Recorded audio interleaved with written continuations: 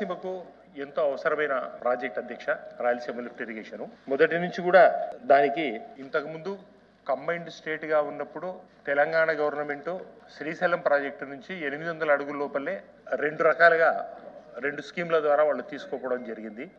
మనకు కావాల్సిన హక్కుగా రావాల్సినటువంటి నీళ్లను కూడా మనం చూస్తా ఉన్నాము. తెలంగాణ గవర్నమెంట్ లో ఇప్పటి ముఖ్యమంత్రి రేవంత్ రెడ్డి గారు అసెంబ్లీ సాక్షిగా నేను ఇప్పటి ముఖ్యమంత్రి చంద్రబాబు నాయుడు గారితో మాట్లాడడం వల్ల రాయలసీమ లిఫ్ట్ ఇరిగేషన్ ప్రభుత్వాన్ని ఆపడం అనేది చెప్పింది అధ్యక్ష.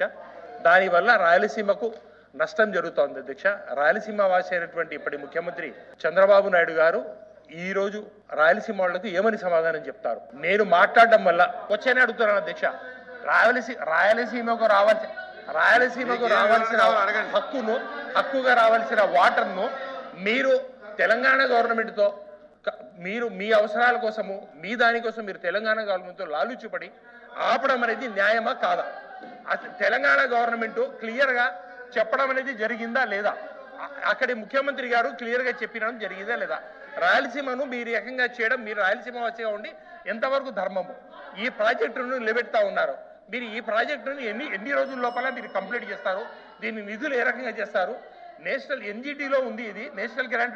దాంట్లో ఆ కోర్టుకు పోయి మీరు ఏమన్నా దాన్ని చేసే పనులు ఉన్నారా, లేకుంటే దీన్ని రాయలసీమ ద్రోహిగా మీరు నిలబడిపోతారా? మీ ద్వారా నేను అడుగుతా ఉన్నాను అధ్యక్ష.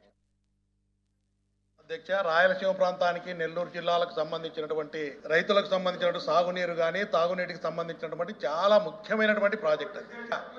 ఈ రోజు రాయలసీమ పోతిరెడ్డిపాడు రాయలసీమ ఎంత అవసరమైందనేది గుర్తించకుండా నేను గౌరవ ముఖ్యమంత్రి చంద్రబాబు నాయుడు గారికి రాయలసీమ ప్రాంతం బాగా తెలుసు అధ్యక్ష.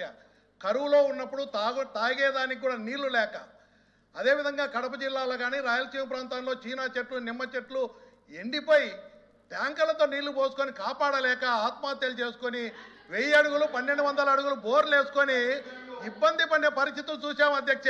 కరువు ప్రాంతం చాలా దుర్భిక్షమైనటువంటి పరిస్థితులు చూసాం.